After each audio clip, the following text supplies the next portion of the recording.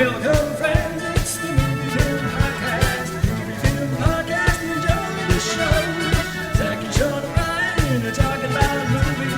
MovieFilm Podcast on the radio. Welcome to MovieFilm. This is episode 13. We are ringing in 2013 with episode 13. My name is Zaki Hassan, and I'm joined, as always, by my good friends Brian Hall. Happy New Year, everybody. And Sean Coyle. Evening, ma'am. One lady in like a petticoat and a bonnet out there was just like, ooh. Swooned. You gave her the vapors, Sean. Yeah. Yeah. So, Sean, we missed you last time. So, given that I only talk to you when we record the show, I feel like now's as good a time as any to ask what's going on, what's new in your life. Yeah, Sean, what up? Well, while I was away on Christmas vacation, I started listening. I caught an episode of this podcast that I really enjoyed. It was about this guy named Brian and this other guy named Zaki, and how they never mentioned their friend Sean. That's not true.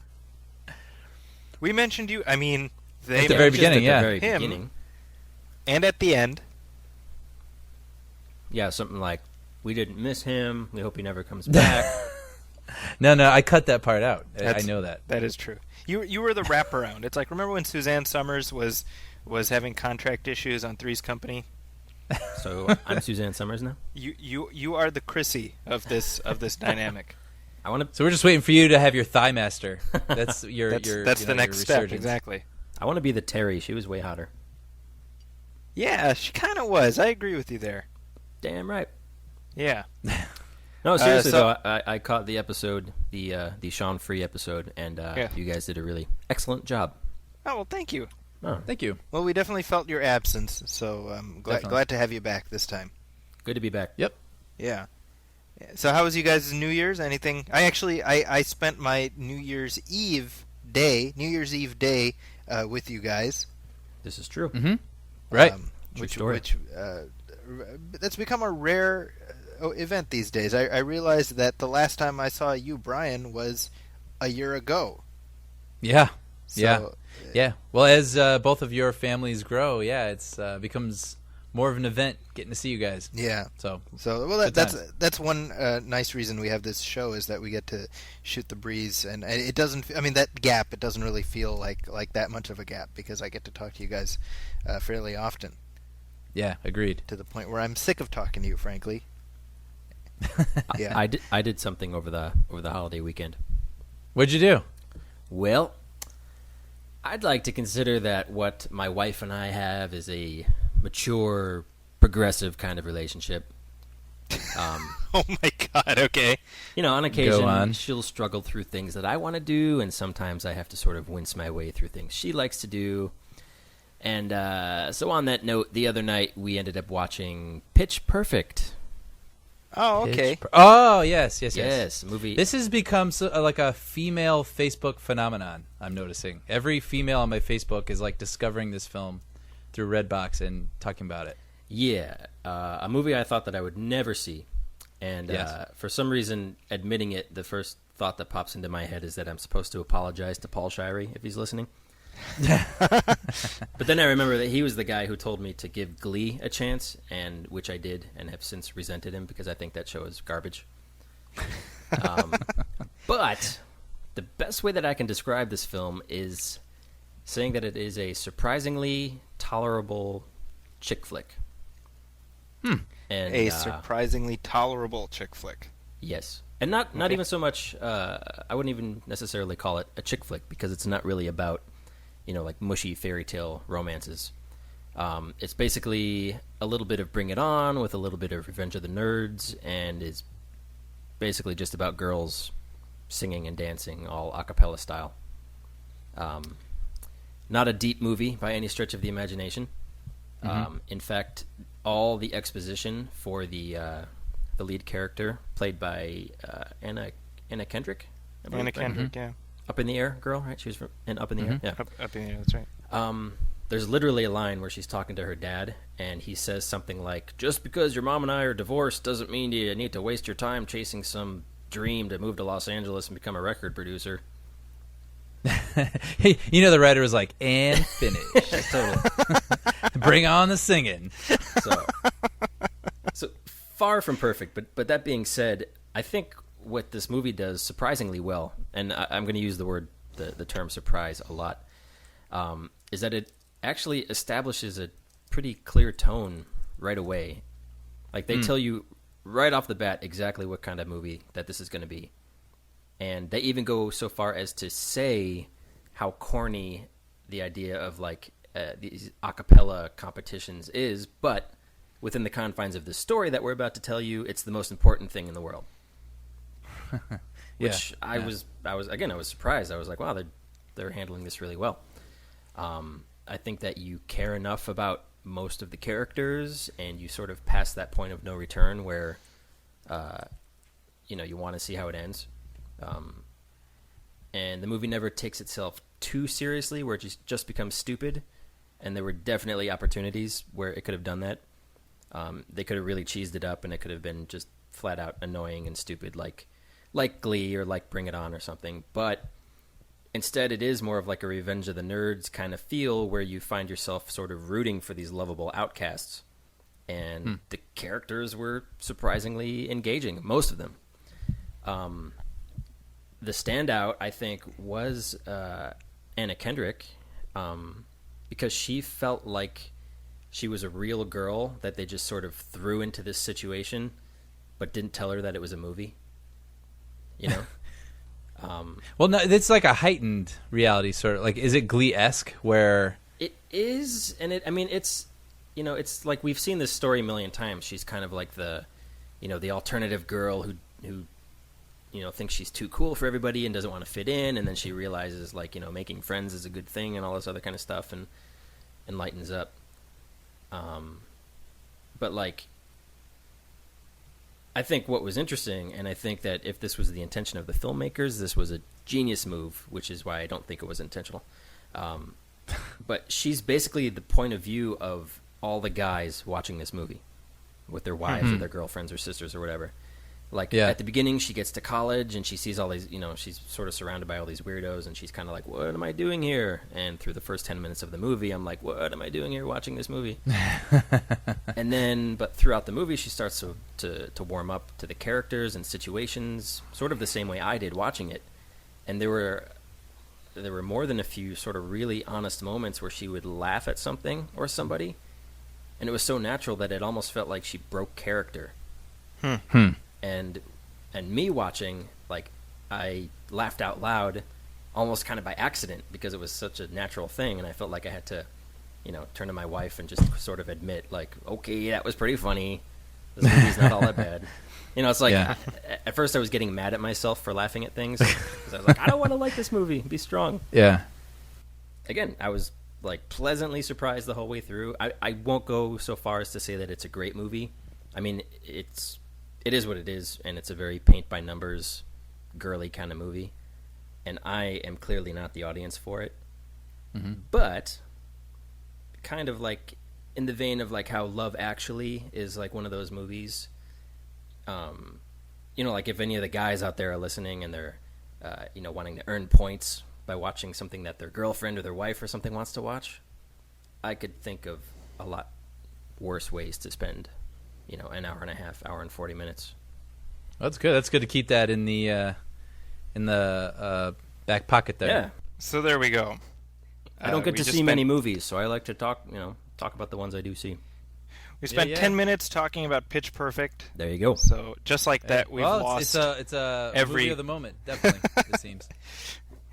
Every new listener that we got after our 2 episodes ago, I think, has left now. They're like, what is this? Right, but the 2 girls that do listen to our show are telling all their friends about it right now. Like, see? So now we have 4 girls who are listening. So says Sean. Yeah. Point Sean. Advantage Sean.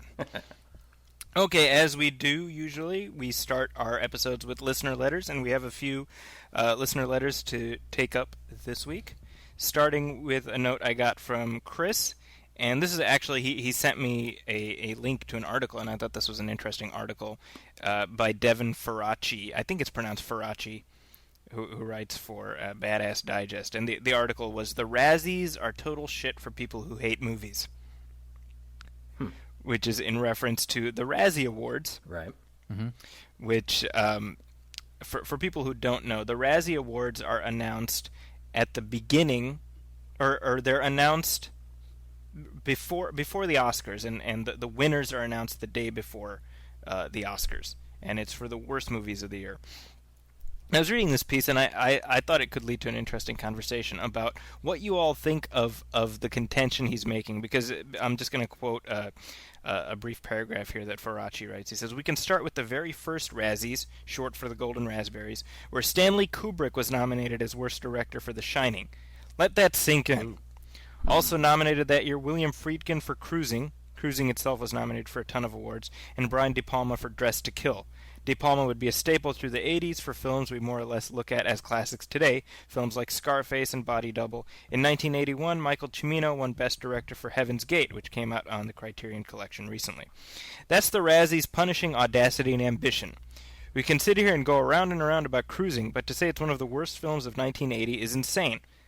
I'm actually surprised that Cloud Atlas isn't all over their nominations this year, since it's exactly the sort of big-effort movies the Razzies love to kick in the nuts." Now, I think this is really interesting, right? Because it gets to this notion of if something doesn't do well commercially, how we sort of collectively, and I don't know if it's a societal thing or like a film nerd thing, but we sort of write it off. Oh, well, that sucked. Right. Like, that's just what we do, you know, and there's some of the movies I'm going to be discussing later in our show fall into that little box where, oh, they didn't do well, and we just kind of crap on them. And well, I think I referenced a couple episodes ago where I said on the front page of Yahoo, I saw a headline that said, "Cloud Atlas is a failure." Right. Yeah. And it's like, you know, well, it didn't maybe make its money initially, or, you know, it may find its audience become a huge whatever in a couple of years. I don't know. But it's just like, nope, put the stamp on it. Failure. Like, it just seems like so, definitive and sort of arrogant. Well, I mean, it gets to, you know, it gets to a theme that we talk about a lot here, which is how we sacrifice originality and creativity for recognition, for brand recognition. Yeah. Right. And how it's the reason that we just get, like, people are always like, oh, why are they always remaking this? Why are they always making sequels of that? And it's like, well, because that's the only stuff that manages to find an audience. Right. For whatever reason.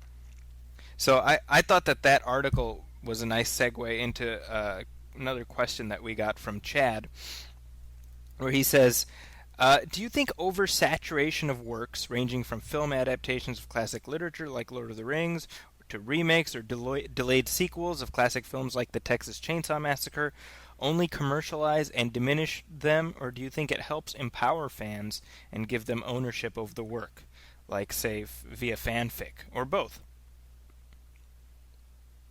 I think so there's a lot to unpack there. Sorry, go ahead. Yeah. I think it depends. I mean, I think with you know, like with remakes and things like that, like it's, you know, Hollywood is, you know, it seems like for the last 10, 15 years or whatever, like they've been in the trend of remaking stuff that is more or less like from our childhood. And so I think from that perspective, for us, you know, that's going to rub us the wrong way because, you know, we have, you know, because we're so attached to the original versions of these things and they're so precious and so important to us, it's like, why ruin a good thing? Right. But I understand from a business standpoint that, like, well, back then, this movie worked for kids that were our age back then, so now why shouldn't it work for kids now that are that age? You know, like when they redid Karate Kid. Right. So, like, I get it. Did you ever see that, Sean? Yeah, no, I really enjoyed that. Yeah, it was much better than I expected. Absolutely, yeah. I was like ready to hate it. Yeah, oh, for sure. I think most people were. Yeah. Yeah. And, but, like, I mean, so from a business standpoint, obviously I get it. It's like, oh, we've got these established franchises. Let's just keep making them because people want to see the next whatever. Which, by the way, is it true that there was another Thomas Jane Punisher movie? Well, he did a short film. A short film, okay. Yeah, I mean, it was yeah, it's technically a Thomas Jane Punisher movie, but it's like him going up to his buddies and being like, "Hey, I'm gonna put on my Punisher T-shirt. Film me like beating people up." You know. Okay. And But it's very good. I mean, I'm being glib about it, but it's actually very good. Oh, okay. And it's kind of like the R-rated Punisher movie Right. that he should have been in the first time. Yeah. But there are these other things like the Wrong Turn movies. Like remember Wrong Turn? Like there's like 12 of those movies now. No, there aren't. Yeah, they're all Really? not that many. I'm over exaggerating, but there's. I didn't realize there was more than one. Yeah, there's like 3 or 4. Yeah, of them. that's become like a direct-to-DVD sort of series. The almost. first one has what's her name, right? Dushku? Yeah, Eliza Dushku, right? Dushku. Yeah. And Okay. then what was the movie with Paul Walker and Steve Zahn, where like the truck driver guy is stalking them? Oh, man. Isn't that Wrong Turn? Is that Wrong Turn? No, that's I'll look it up. But anyway, Dead End, or it's like. but there's been a few of those direct-to-DVD sequels. I had no Joyride. Is what it's Joyride, called. yeah. Joyride, which I think was written by J.J. Abrams, if I'm not mistaken. Yeah. Wow, no kidding. Yeah. How far we've come. So yeah, I mean, like there's stuff like The Hobbit. That was the first thing I thought of. Was like, oh geez, like why do we need so many of these? Mhm. You know, it's just sort of, and like the Star Wars stuff, it's gonna just eventually, it feels like it's just going to lessen the importance of the original stuff that we're attached to. Right. But if you keep making this stuff, like there's always going to be sort of like a new generation of fans that are going to be seeing these newer versions for the first time. So it's like, why not, just keep making movies and slap the Star Wars name on it, or slap, Lord of the Rings or Hobbit or Texas Chainsaw or whatever, like whatever your poison is, you know what I mean? Well, I think that's a great point that you bring up, right? I mean, I think the Star Wars thing, and we talked about this a few episodes ago, obviously, at length, but that's almost the exception, right? Because Star Wars managed to maintain this presence despite the fact that the movies were over and done with. Right. But when you look at something like, for example, James Bond, Mm-hmm. or Star Trek, Mhm. right? The value comes from the fact that, or part of the value, I should say, comes from the fact that it's this thing that continues to be present in the culture. Right. And so that sort of, every time a new movie comes out, it gives renewed value to the back catalog. Yeah. And they're always handled with care. And yeah, well, It seems hopefully, like right. a great care is given and respect Right. to those properties, but it seems sometimes other properties is just becomes sort of what Sean was talking about, where they become like, well, we can make 12 of these, Right. you know what I Right. mean, like Wrong turn. like the Paranormal Activity movies. Oh, yeah, You know what sure. I mean? The first one, I really like the first one. I even like the second one, and it just seems like I didn't see the last one. Right. Fourth, was it fourth? You know what I mean? There'll be a fifth, sixth, and it just becomes whatever. It just goes and goes. Yeah, just because they have to. They need a Halloween movie. Right. You know what I mean? Right. So it's not necessarily handled with care. Right. I mean, But then again, those movies aren't held, in the same regard as something as a Star Wars or a James Bond or right.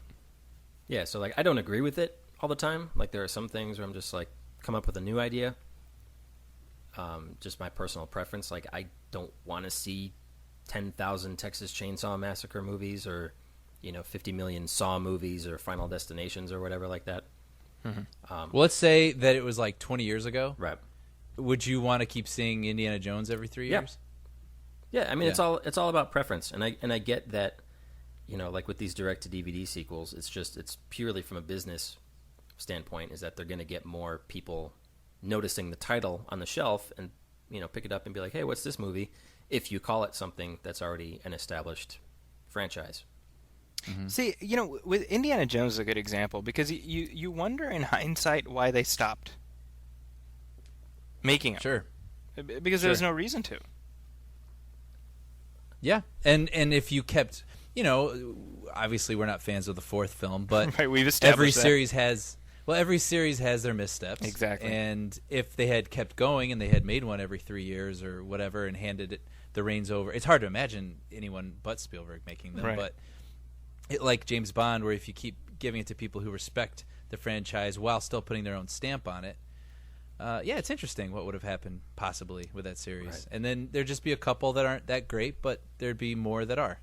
Yeah, well, I mean, I think in that sense the Bond films are a great example, right? Because of 23, you have several A's, several B's, several D's, a couple F's. Right. But it's kind of just it's that rising tide that lifts all the boats. Where you're kind of like with a Bond flick, you're like, all right, this one ain't so good, but they'll make it up in the next one, you know? Right. And that's how it's always been. I mean, Die Another Day is like one of the worst out of all of them, and then they followed that up with Casino Royale, which is one of the best out of all of them. Right. And that's a perfect example of like I think Brian's with me in this. Like I wasn't as well versed in the James Bond catalog, really before like the Timothy Dalton and Pierce Brosnan ones. License to Kill was the first one that I saw, and I thought that was cool and fun. And then the Pierce Brosnan ones I thought were kind of cheesy. And now I'm very attached to the Daniel Craig ones because, and I think Brian even said that, like, those feel like James Bond movies made specifically for me. Right. Whereas somebody like maybe my father's age or something like that, would go back to, like, Goldfinger or something like that. Right. Well, I mean, I think it's a good question, and I'm glad he brought it up because I think it touches on a lot of the stuff that we talk about here on this show. And on that note, let's talk a lot about some Hollywood headlines that are at present making their way through La La Land. Some big news that broke just earlier today is that Steven Spielberg's new film, Robopocalypse, is being delayed. Presumably indefinitely. I find that the more amusing part of all of this that Steven Spielberg is making a movie called Robopocalypse. Yeah. Because that sounds like something you would rent at like a Blockbuster. Right. Those Transmorpher movies, where they make the knockoff versions of the Blockbuster that's about to come out. Right. Yeah, exactly. Yeah. It's kind of like, we were talking about how Spielberg, this was in our Lincoln discussion, I think we were talking about how Spielberg has sort of, crested a new point in his career where he's not really doing those big crowd-pleasing blockbuster types, and then this seems like very much something in that vein. Yeah. And I believe he's got, Chris Hemsworth starring in that? Yeah, it was like Chris Hemsworth, Anne Hathaway. Anne Hathaway, that's right. Do you know anything about the story, Brian? Not I'm really. assuming I mean, I've read sort of the... Yeah, no, go ahead. Well, I'm assuming it involves a robopocalypse. Yeah, I think the little book synopsis thing I read was, just... I don't know if it's in the future or the very near future, but it's something about all the computers and things around us right now all sort of become sentient and turn it on us. Kind of a thing. In my head, I know this isn't what it is. Isn't that but called in my head, Judgment Day? Blenders firing up and the garbage disposal turning on. I don't know. I'm positive that's not what Spielberg was. Wasn't that called Maximum Overdrive? Maximum Overdrive. Oh, that movie with the truck? Yeah, Emilio Estevez. Wow, man. We'll never know. You're dipping into the well with that one. That's yeah. No, I want to see another sort of fun, adventurous movie from Spielberg. So I don't know if this was it or if this would have been another dark turn like War of the Worlds or something. But yeah, I want something in between. If he wants to be dark, then he can be dark. But at the same time, like his strength is so much, the wonder and awe and fun and magic. So I'm hoping he's got another one of those in him. Yeah. Well, and speaking of Spielberg, I part of the reason for the delay is I guess just making Lincoln just drained him. And it was such a draining experience. And it's been very interesting, by the way, to see the polarized reaction that Lincoln has gotten. And I think it's reflective of the conversation that we had on this show a few weeks ago, where a lot of people, like Sam Jackson of all people, I don't know if you heard this, where he was doing something. I love how Sam Jackson doesn't care about anything anymore. I know. He just says whatever comes into his mind. But they asked him about Lincoln. He's like, yeah, it was good, except for the last 5 minutes. What was Spielberg thinking? Like, he's just tearing into him. Yeah. But what he says, I kind of agree with. About where it should have ended? Yeah. Absolutely, 100%. I thought it was going to end. Yeah. And it would have been a perfect ending, yeah. Yeah. Now, Sean, you have not seen Lincoln, right? Yeah, but go ahead. Well, I mean... For real, it's not going to... What you say isn't going to make me not want to see the movie, so go ahead. Well, I mean... Let's say Go I ahead, say Brian. minor spoilers Just do because I it. think everybody in the world knows how this ends. Just do it. Come on. I'll Chug-a-lug, say it. I'll go there. chug-a-lug, Minor chug-a-lug, spoilers for the film chug-a-lug. Lincoln, even though everyone in real life knows how this story ends. It kind of comes to this moment where it's really not about Lincoln's life so much as it is about him struggling with the 13th Amendment and the Civil correct. War. Right. That's what the story's about. Right. And all of that comes to a head and it resolves and then it ends with Lincoln heading to the theater. And we all know where this is going. And they come up with this really beautiful shot of him, getting his hat and his gloves. Yeah, the which is butler even like a gives him his joke hat. throughout the film. Right. What's that? The butler hands him the hat. Yeah, and it ends with this nice little joke that carried through the film about his gloves and his wife. And then he walks out and he goes out of focus. Would have been an amazing fade to black. But they kept going. And then it kind of deals with the assassination. And you know what? Now that I'm saying it out loud, I mean, I can sort of appreciate that because there's so much animosity toward him during the film Yeah. from a lot of characters that I can see why maybe, I don't know, where I guess you would go into that. But it just felt like it wouldn't have been such a bad ending because we know we're going to have that weighing on us anyway, knowing what's coming, where he's headed. Right. Right. I don't know. What do you think, No, Becky? you know what it's like. The analogy I would make is you guys have seen 13 Days, right? Mm-hmm. I have not. Well, you haven't seen 13 Days, Brian? Oh, Really? dude, No. you're missing out. I know you guys love that movie. I Oh haven't man, seen it. I'm about to defriend you on Facebook right now. No. I'm doing it right now. Ah! You'd best watch that, and that goes for everybody listening. I don't want you listening to this show if you haven't seen 13 Days. But 13 Days is about the Cuban Missile Crisis, and it ends with the crisis being resolved, and Sean, you know what I'm talking about. There's at the end we have like the speech by Kennedy, and we kind of see Kennedy's silhouette as he's out in the Rose Garden, Right. and then that's where the movie ends. What Lincoln does is the equivalent of if we then were like, and now he's in Dallas, and oh my gosh, he's been shot. Right. Because it's not. It's to what Brian exactly said, right? We know what's going to happen to Lincoln, so we don't need to see it explicated to get it. To have that make that ending bittersweet. Yeah, I wouldn't have. The way you guys are describing it, I wouldn't have chosen to film that ending if I were Spielberg. Yeah.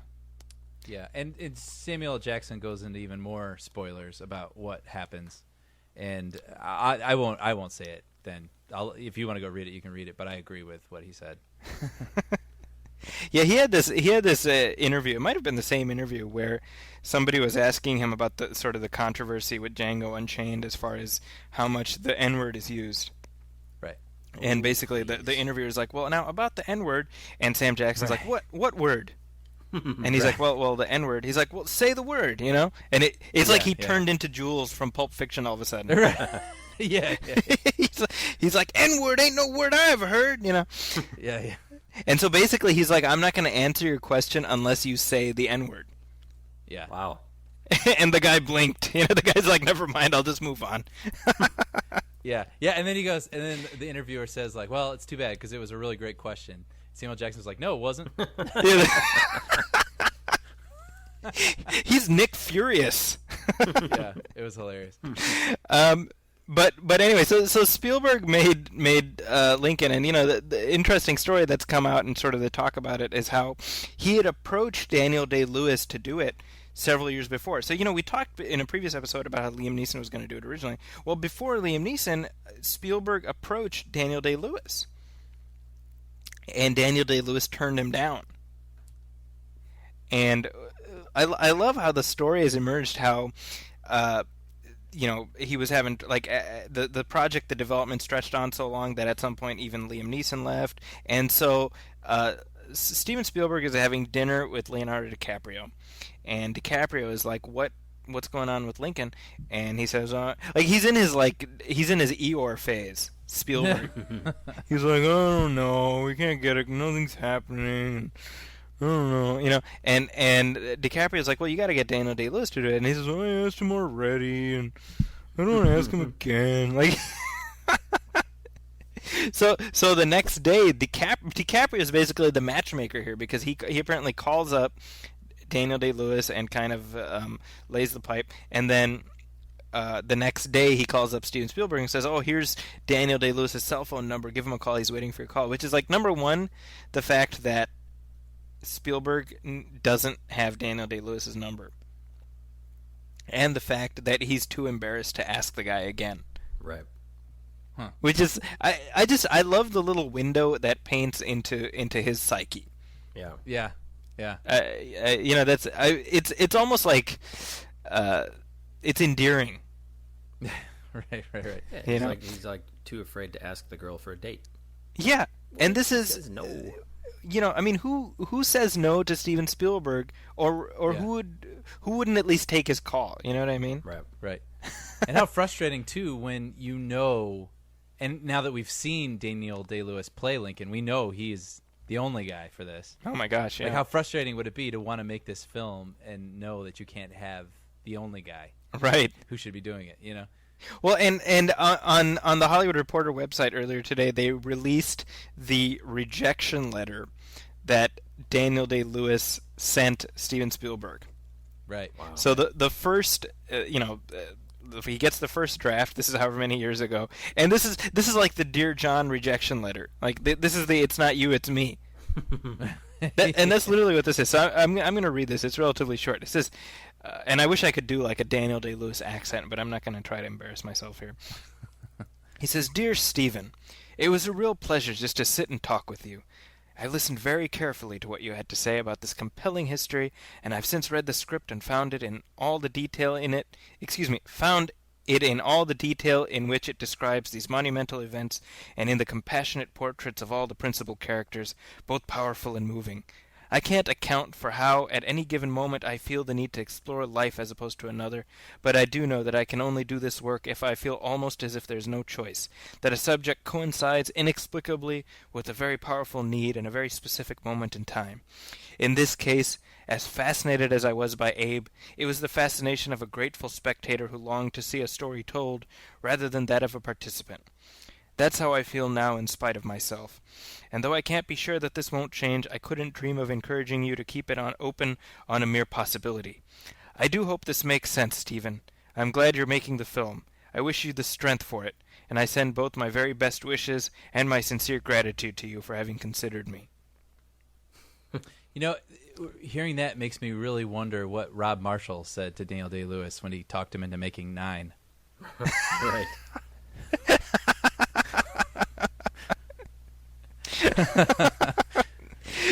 I read that and I wanted to cry. Because I picture him read it, like, I picture his, like, Lincoln voice as he read it, Right. And I picture, like, John Williams music in the background.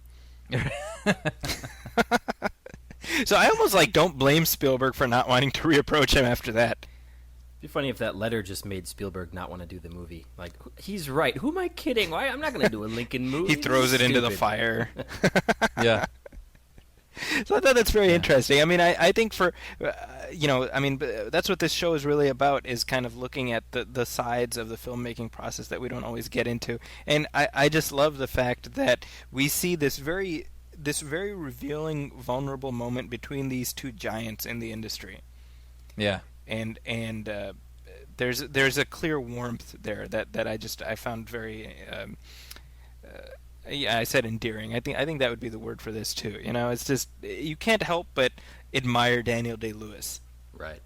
After hearing that, Yeah, for writing such a sweet note. Exactly. And you can't help but admire me for reading it. That's the hope anyway. So moving on to trailer talk, we got a couple interesting trailers to talk about. First up is Hansel and Gretel Witch Hunters. That wasn't a trailer, folks. That was Sean. Yeah, I was about to say that was not the audio. But actually, let's go ahead and play some of that audio, please. Me and my sister, we have a past. We almost died at the hands of a witch. But that past made us stronger. We'd gotten a taste of blood, witch blood.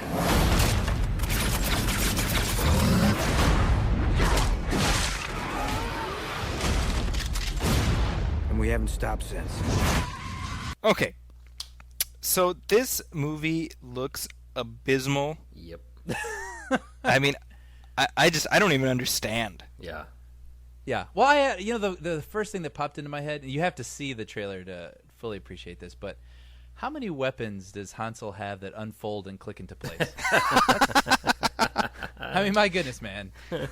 Like, everything he owns apparently, like, unfolds and then clicks into place and becomes, like, a futuristic-looking, old-timey crossbow. Yeah. Well, he just borrowed from futuristic his old-timey, Hawkeye absolutely. arsenal. Yeah, exactly. My theory about this flick, okay, so stay with me on this, because I'm watching the trailer, and I'm just like, why would Jeremy Renner do this movie? It makes no sense. Right. So this is the only theory I have.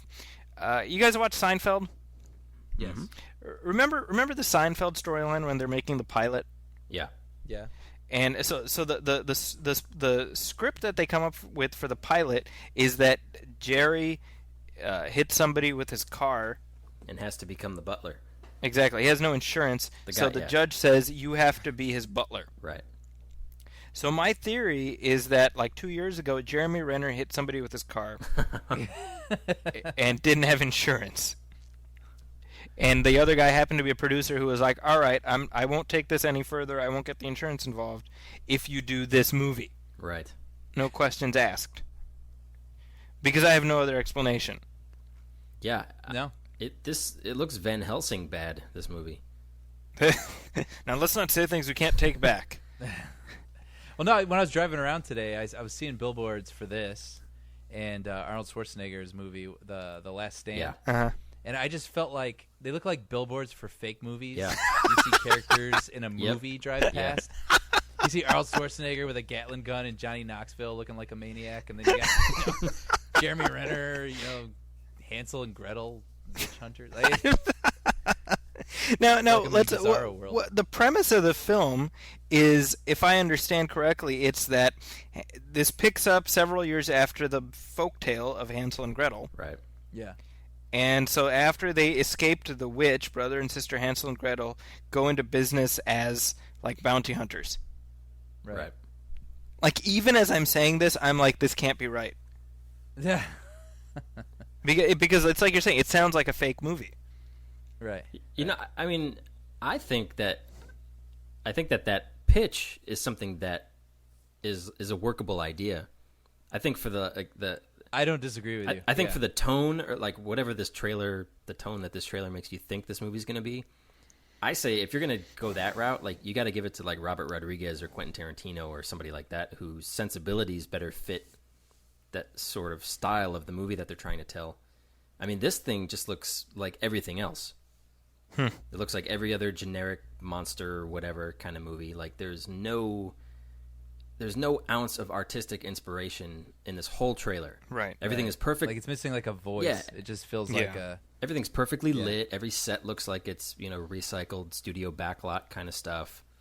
I mean, just, like, hire an art director. Like, I know that, like, there's this whole thing with Hollywood and their trends and their fads, and, you had the one summer we had our asteroid movies, and then everything's about remaking 80s cartoons, and now we seem to be in this weird trend where we want to sort of badassify fairy tales with Snow White and the Huntsman, and now Hansel and Gretel. But it's like Red Riding Hood. Yeah, it's like hire an art director. Like, hire a director who knows what he's doing. Hire an art director who's a fan of Terry Gilliam movies. Give it some sort of style and flair and panache, and, like, make it look like a world that's interesting and a place that I want to explore. Like, I go to the movies to escape reality. Like, I don't want to go see a movie that's based on a fairy tale that's made to look like, it could really happen or whatever. You know what I mean? Right. It just looks like poo. It looks stupid. Yeah. Enough said. And, like, Jeremy Renner, who's a fine actor, but he's also, like, very Joe Dude America, and his name is Hansel. Well, and he has does his he have an Jeremy accent? Renner I didn't accent notice. in the movie. Hey, I'm Hansel. Yeah, I mean, that's... Where's my sister Gretel? Well, I mean, it reminds me of Robin Hood, Prince of Thieves. Oh, perfect example. Right. Where they have... it's like everyone else made an effort to do an accent, and Kevin Costner just gave up on an accent. He was trying very hard to do an accent. I wouldn't say it was a British accent. It was some kind of an accent, and he just gave up. Yeah. So it's like, like 2/3 of the way through the movie, the big plot twist is that Christian Slater, who plays Will Scarlet, he's Robin Hood's brother. You're my brother? Yeah, he's like, Robin of Locksley, I am your brother. I have a and brother. he's like, you're my brother? Hey, I got a brother. Hey. That's very noticeably distracting. So again, my theory about this movie is that it's Jeremy Renner's insurance payoff. Yeah. That's my only explanation. Yeah, it's a great. favorite movie. Yeah. What were you saying, Brian? Oh, I just said that's great. I hope everything works out with that whole accident. Jeremy Renner can move on. Do you remember in Prince of Thieves when the kid goes up to Morgan Freeman and he's like, "Did God paint you?" That's right. Yeah. I was just waiting for him to punch the little kid in the face. Did God paint me? Wham! Yeah, that's in the deleted scenes. That's how it happens. When I remember it, that's how it happens. That's in your mind? Yeah. See, you got to realize, when I was a little kid, that movie was the greatest thing ever, solely because that. Yeah, hell yeah. I mean, in Saudi Arabia, that movie was called Azim. Really? No, For it real? wasn't. It wasn't called. I'm just joking. It's like, when I was a kid, I used to joke that G.I. Joe in Saudi Arabia was actually called Cobra. And people were like, "Oh, really? That's terrible." I'm like, "No, idiot!" There was a lot of that. Like, oh, what do they eat in Saudi Arabia? Oh, chilled monkey brains and eyeball soup. They're like, "Really?" I'm like, "No, moron, that's Indiana Jones." That's like my childhood, actually. That's like in intervals. That's what I learned growing up is that we're very ignorant here about everything outside America. That's what G.I. Joe was called Cobra. Brilliant. Like at the end of the episode, they would have like the knowing is half the battle. It would be like how to start fires and things like that. right. It's like total. And total now reversal. you know. Yeah. No, but I mean, when I was a kid, that was like a big deal because it was like the first time there was like a Muslim hero, Right? Right. who like didn't betray the bad guys. It was very exciting. So was Yeah. Robin Hood Men in Tights as big a deal in Saudi Arabia? Well, I was living here by then, so I don't know. But Dave Chappelle played like the Morgan Freeman character, and he is Muslim, so Yeah, a chew. it all worked. A chew, that's right. That's true. Yeah, that's right. All right, so moving on, another trailer to talk about is Pain and Gain. This is the new non-Transformers flick from Michael Bay. Let's go ahead and play some of that. All this began because it was time to push myself harder. Oh, there you go. Yes. Otherwise, I was looking at another 40 years of wearing sweatpants to work. I'm a self-made man. I made a lot of money. Maybe yourself ought to spend some of it on a salad. You know who invented salad? Poor people. What's going on, Dio? You ever just get tired of being where you are, Adrian? No. I kind of like it here. I mean, the waits are new to I mean, in life, man. When's the last time you paid your rent when it was due? I got a plan to change that. Where'd you do your time, pal? Up north. How you fixed for a job now? You just can't kidnap a guy and take his things. That's so illegal. Sure we can. Okay, so I have no idea what to make of this trailer. What is this movie? It feels kind of. Go ahead, Brian. Kind of promising. I don't know. I mean, sorry. No. I think I'm on the same wavelength as you, but I'd love to hear you elucidate on that. No, I just, I mean, the name Michael Bay has become synonymous with overblown, crazy crap and explosions and whatever. It's like, oh, well, at least it's not a Michael Bay film, or, you know what I mean? Like, it's become, that name has become sullied, and it's, I like his earlier films. I like Bad Boys, and I like The Rock, and this doesn't look like it's going to be an action film like those, but like he can be funny, and he can he can tell interesting stories. He has, at least before, and I think it's interesting that the focus of this film doesn't look to be explosions, but an actual story, and it'll have his slant on it.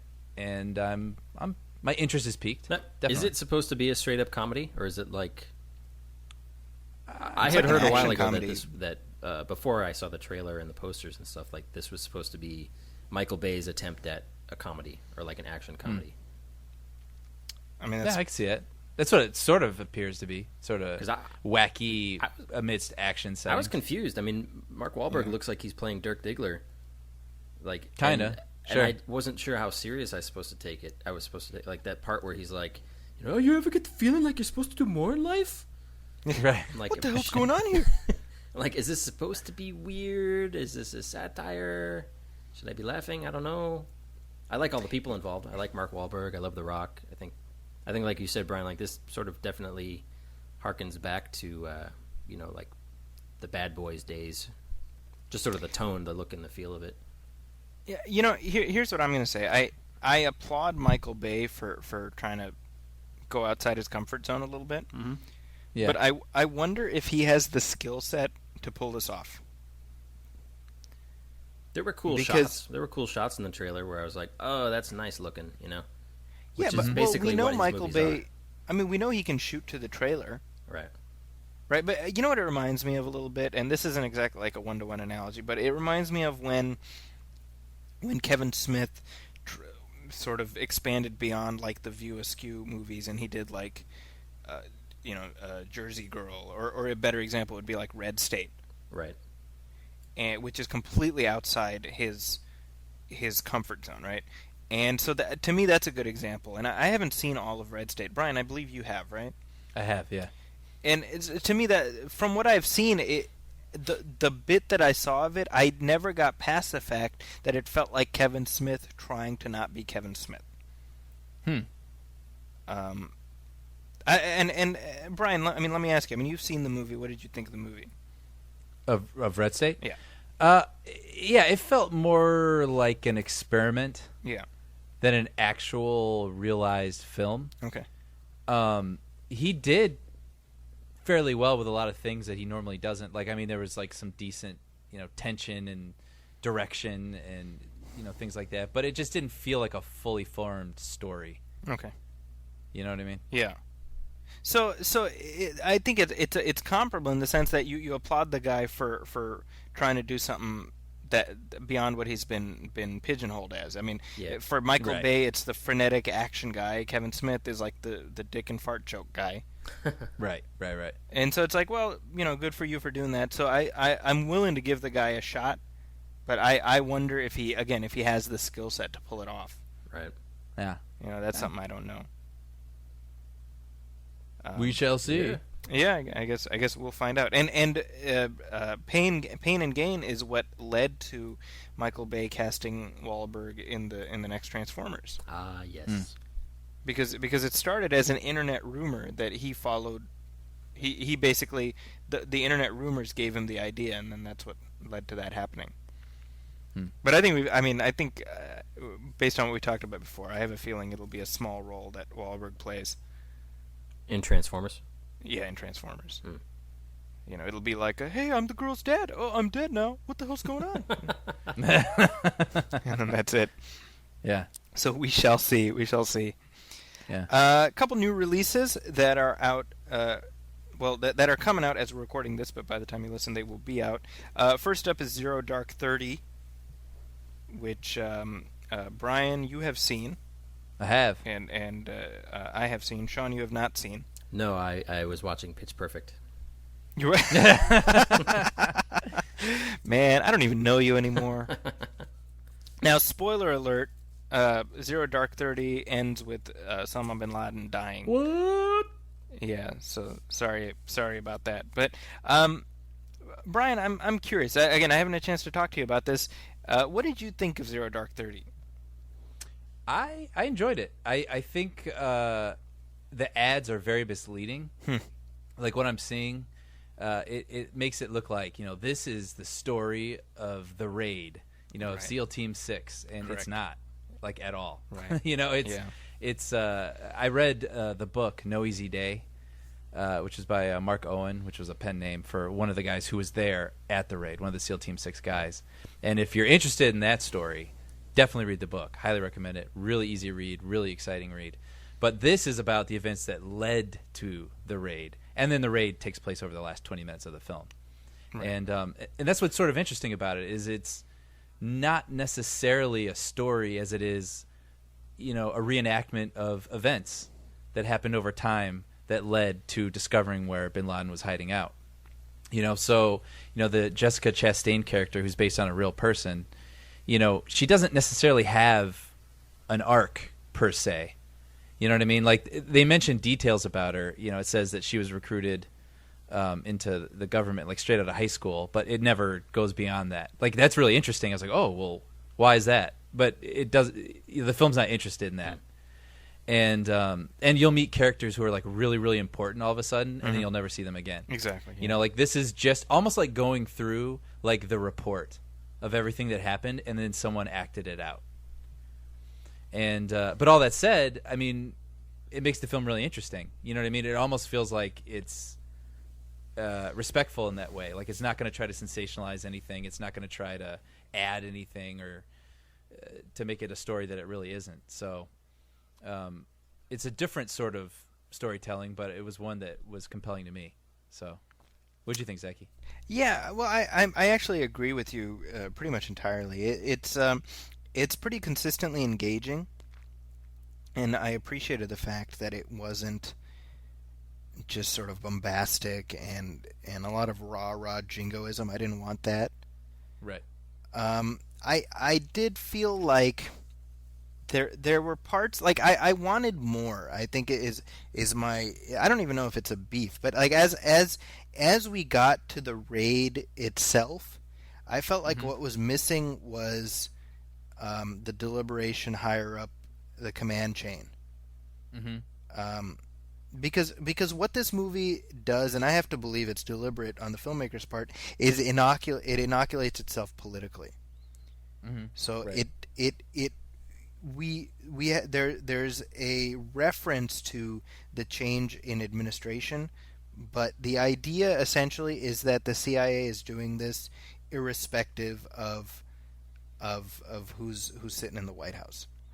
Right. And and again, from an audience point of view, that's very smart because it makes Jessica Chastain, whose character is Maya, it makes her a non-political character. And so we don't bring those biases in, which is good. But I feel like by the time we get to the raid, well, something like that doesn't happen without, the White House signing off on it. Right. And I would have liked to see a little bit of that. And we see that to an extent where there's a character who speaks on behalf of the president. And Mark Strong kind of like has a conversation with him. I think you know what I'm talking about. So they didn't. And I didn't realize that was Mark Strong, by the way, until I saw the credits. That guy just blends in. Yeah. He's the bad guy in Sherlock Holmes, and he's just in everything. But I would have liked a little bit more of that because the film, in a sense, feels a little bit removed from history in that sense. So they didn't get Fred Armisen to play Barack Obama? I was hoping. Right. I was really hoping. You know what I'll say is the furthest like up the command chain we get is Leon Panetta, who at the time was the secretary, or he was the head of the CIA at the time. He is currently the secretary of Kicking defense, ass, I think. Well, he was the head of the CIA at the time. Yeah, it's right. He's currently the head of the CIA, Secretary of Defense, and he's going to be vacating that. So that I forget who, Chuck Hagel, I think, is nominated now. But anyway, so James Gandolfini plays Leon Panetta in the film, and I was just like, if you're Leon Panetta, you got to feel pretty good about that. It's like, yeah, James Gandolfini plays me. That's pretty good, Yeah. That's not so bad. It's like when they made All the President's Men. It's like, who plays you? Robert Redford. Hey. All right. Who plays you? Dustin Hoffman. Oh. Sorry, man. We'll get him next time. Right. Let me ask you guys this without giving too much away. Did either of you see that? This was shortly after after they actually got what's his name? Bin Laden. Bin Laden. I was like, what? The History Channel ran that 2-hour documentary or whatever about the actual raid, and it had all that really involved 3D modeling kind of stuff that was taken from the satellite surveillance. Like they basically built this reenactment of the raid and where all the good guys were standing and the bad guys were standing. Like just put it that way. Did either of you see that? Yes, okay, 'cause I did not see that. Was horrifying to go like step by step through what the Navy SEALs like what they were up against, and just like where guys were standing and what kind of guns they had and who got shot and how they got shot and where they got shot, and women and children and all this kind of stuff. Like, it was so specific and just so frightening. I was pretty blown away, and I was wondering how if there was any of that in Zero Dark 30. I had, again, referencing that book, No Easy Day, I read that on the plane ride home from Chicago. And so it was like fresh in my mind. And so I was really curious to go into this movie and see if the facts lined up. And, I was surprised to find that the book lines up almost exactly with the film. And the character Maya, played by Jessica Chastain, she's actually referenced in the book under a different name. But the things that she says, again, this book is written from the point of view of a SEAL Team 6 guy, and he had a conversation with her, and there's things that she said in the book that he quotes that she actually says in the film, which I thought was interesting, and a lot of little details down to like the model that they have that they carry around of the compound in meetings to try to figure things out. He talks about that model in the book, and anyway, but most importantly with the raid. The movie is exactly how he describes it in the book, which I found really, to the detail, and even to the chatter that the guys were having in the helicopter on their way over. And I found that it helped me to really appreciate the film and find it pretty credible. I'm sure there's liberties. You have to take liberties to a degree with a film, but it seemed pretty on point, and I think that made me enjoy it even more. So. Yeah, there's been some controversy about how the film depicts torture and its role in the whole thing, and I've been having some conversations about that with people. When a film like this comes out, you have to realize, like for me, I watch it through two different lenses, right? Because I watch it as a film fan, but then I'm also like, for a movie like this, I'm always like, how is it depicting the Middle East? Right. Sure. Is it crapping all over? And it's weird because I try to check that instinct because there's a part of me that's always like, oh, here we go again, with any imagery and stuff about what life is like over there and whatnot. So and I feel like this film was mostly fair in that context. I feel like the torture conversation is being misconstrued a little bit because I don't feel like and Brian. I'd love to hear your take on this too. I don't feel like the film in any way validates torture. I don't think it does anyway. No, I don't think so either. I feel like it did happen, right? And I think some people are like, well, by it depicting torture, it approves of torture, and it's like, well, no, you know what I mean? It is what it is, and it's like, did torture ever work? Probably. Did it not work a lot of the times? Yeah, probably. You know what I mean? It's neither right or wrong. It happened, and it's depicted. Right. And I don't feel like the film necessarily slanted either way. Yeah, and to that point, I think in the movie, the key piece of info that eventually leads to Bin Laden is extracted not in a torture scenario. Right. And it comes after they did torture somebody, and he didn't give up something that they needed. Yeah. You know what I mean? Yeah, so that's right. Because basically they're torturing this guy. I don't think this is a huge spoiler, but they're torturing this guy, and they're like, when is the attack? And he's like, Monday, Thursday, Sunday. Like, he's just whatever. Right? So, and then an attack ends up happening, right? So, in other words, they beat the shit out of this guy, and it didn't get them what they needed. Right. And so they then use subterfuge and deception to get what they want. Right. And they, so it's this is a very gray conversation, right? And I appreciate the fact that, well, the film doesn't make any bones about the fact that, yes, it did happen, but it also doesn't make a moral judgment. It kind of leaves that to the viewer, because I have a feeling if you go into this film being pro waterboarding or whatnot, I don't think the movie's going to change your mind. Right. But I don't think, they say what you get out of a movie is what you bring into it. I don't think the text by itself makes an explicitly pro-torture argument. That would be my say. Yeah. No, I'd agree. And I thought it was a good movie. Yeah, it is worth seeing. Mm-hmm. Also out now is Gangster Squad.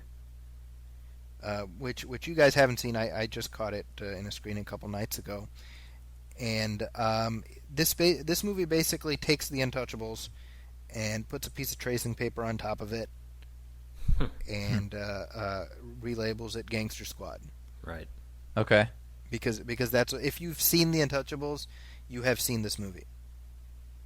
But oh, good. Yeah. I would still say it's worth watching. Yeah. Okay. All right. Well, is it because it's just, sort of entertainment? I mean, is it good, or is it just like it's entertainment? It's crap that knows it's crap but tries to have fun with it. So it's pulpy. Yeah, I guess that. Yeah, I mean, here's what I would say. I mean, you've got Josh Brolin, Ryan Gosling, Emma Stone. Who else is in there? Sean Penn, right? Nick Nolte, Giovanni Ribisi. I mean, you've got a cast that's good enough. Anthony Mackie's in there. You've got a good enough cast that they can't help but elevate it. Sure. Robert Patrick is in there. He's great. So it's almost worth watching just for the cast. But we this is something we talk about all the time. Where is it just because we watch so many movies? Because when I go to these press screenings, right, we have our like roped off press section, and then there's everyone else, the normies as I call them. And what was so interesting was there were several times throughout this movie when the audience just broke into applause. Huh. And my friend and I kind of looked at each other like, really? Huh. And it's one of those things where you say, well, The Untouchables is 33 years old at this point. I mean, not 33 years old. It would be 26 years old at this point. Right? Mm-hmm. So how many people today have seen The Untouchables? Right? How many people who this movie is aimed at would have seen The Untouchables? Oh, I see. Yeah. Right. Not that many. I mean, that's an old movie. Yeah. So they're not comparing it to other gangster films. This is their Exactly. gangster film. Exactly. Right. So it's like, can I even fault them for liking it, appreciating it? Because it's not like The Untouchables was flagrantly original when that came out. I mean, that's kind of... Well, does it feel... My thing that it was kind of throwing me off with the trailers was it felt annoyingly modern. Yes. Is that shine through a little bit, or is that I was thinking about that, especially from our conversation. I don't feel that necessarily. There are shots where it seems like he busted out a high def camera, and that's a little distracting. It's distracting the way like Michael Mann, when he did it with Public Enemies. Right. There's a little bit of that, but it's not like there's like suddenly a hip hop song in the middle or anything like that. Right. Now, what about the performances? Because Ryan Gosling and Sean Penn seemed ridiculous in the trailer. Yeah, Ryan Gosling, I wasn't crazy about in this movie. Girl, you're so beautiful. I want to just take you out to dinner and make love to you. Well, he's not doing. I mean, Ryan he's not Gosling? doing like a Marlon Brando. He kind of is if you look at the trailers. Well, he's doing Ryan Gosling. I'll say this about him. I've really liked the past few things I've seen him in. I really love Drive, and he was throwing me off a little bit in the trailers. Just kind of this little voice pitched a little too high. She's got to walk. I can feel in my hip pocket. Well, I mean, to me, that's just like that's like the Ryan Gosling voice to me. Yeah. And he's not a ding on the movie. He's just not a selling point for me in this movie. Sure. He's like, it's like fine, I think I love Josh Brolin. I think he elevates even crap movies. Well, let me rephrase. He is elevated in crap movies. Right. Like Jonah Hex is that nothing elevates that, but he's really good in it. Yeah, he's really good in Men in Black 3, which was otherwise kind of forgettable. But Men in Black 3 I wouldn't call crap. It was just like, No, it wasn't crap. No. Yeah. Just kind of forgettable. Yeah, he's like awesome in Men in Black 3. He's great in that flick. What about Sean Penn, who never overdoes it? Sean Penn, yeah. Well, I mean, yeah, he's doing De Niro in The Untouchables.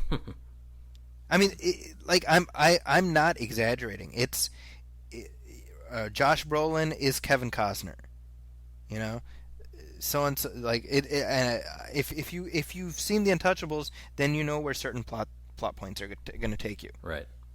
There's even like in the climax of the movie, there's this massive shootout on this huge staircase, and that has to, it has to have been put in there. Ruben Fleischer directed this, by the way. He did Zombieland. It has to have been put in there as an homage to The Untouchables. Right. Because it's this not is the reshot ending, right? That originally took place in a theater. Well, no. See the part that was this movie was delayed from September because of the Colorado thing. The climax was not shot in the movie theater. It's like the end of the second act, and so they moved that. It was supposed to be at Mann's Chinese Theater, but they moved it to Chinatown. Because it's exactly the same thing. It involves Chinese, right? And so I'd love to see what the original take on this movie on that scene was, because I thought the reshot portion worked fine. It's 100% predictable. You guys especially. I mean, you'll know which characters do, like, you'll know which characters live and die, and you'll know how the characters who live and how the characters who die. You know? Yeah. All right. Yeah. You know, but it is worth watching. I think it's worth seeing. Like, my wife was like, "Oh, should I check it out?" And I was like, "Yeah, you know what? You'll probably enjoy yourself." Yeah, good winter entertainment. Yeah, you know, I wouldn't say necessarily go to the theater, but if you pop in a Blu-ray, there's worse ways of killing a couple hours. Yeah, that's what I would say. All right. Yeah. All right. Okay, so on that note, let's segue into this week's Movies That Matter, which is going to be something we were supposed to do last time, but I think it was important to have all three of us around for this one, which is looking back at 2012, the year in review, and picking our favorites, and I think maybe the memorable movies that we think should endure, and the ones that slipped through the cracks and whatnot. So Sean, why don't we start with you? What are your thoughts on Cinema 2012? Well, my wife and I had our first child back in April, so didn't get many chances to go out to the movies. Made time to go to the theater a few times, saw some stuff on on rentals a few times, and I think I had them listed here. I think overall I've only seen like 11 or 12 movies this year. So my choices are going to be a little different than your guys, because you guys go off and see everything. I would say by far the most fun I had in the theater was The Avengers, just because of that. I think that is the perfect summer popcorn superhero, nerdgasm summer movie. And I think Joss Whedon, he pushed all the right buttons, and that I just think that movie is a ton of fun, and it was great seeing it on the big screen, and it was great seeing it with an audience, with a packed house. And if I can jump in here, because the Avengers is on my list too, and that's, if not my top movie, it's right up there. Yeah. And it's, I think the biggest thing the Avengers accomplished is it changed the game so completely that we didn't even realize the game has been changed. Right. That's a good way to describe it. Because I said this in an earlier episode, right? Like, I took my kid to see the Avengers, and afterwards he was like, "Yeah, it was really good," But I was like, "You don't get it, man." Yeah. Because in his mind, like, yeah, there's an Avengers movie. Like, that's just how it is. Right. Yeah. I said this earlier, right? For him, it's the most normal thing in the world. You can have a black president, and you can have an Avengers movie. That's just how it is, And I'm trying to explain. It's like, look, it's Captain America and Hulk, and they're all together. We're crazy, I mean, for me, just the notion of an Iron Man movie by itself was like a mind-blowing thing. Yeah. The idea that you would have a Thor movie by itself was like mind-blowing. Yeah. So the idea that you would throw them all together and have it work. Yeah. And have it work to the point where now everyone else is like, "Oh, well, we need one of those." That's that says something. Yeah. You know. But yeah, go ahead, Sean. Sorry. No, that's okay. Most fun theater experience was The Avengers. I would say best movie, sort of overall movie. It's a toss-up. I have Moonrise Kingdom and Wreck-It Ralph. Wreck-It Ralph, which I talked about on an earlier episode. Moonrise Kingdom, right. which was something that the wife and I rented on the Apple TV. I'm a big Wes Anderson fan as it is, but that movie really impressed me.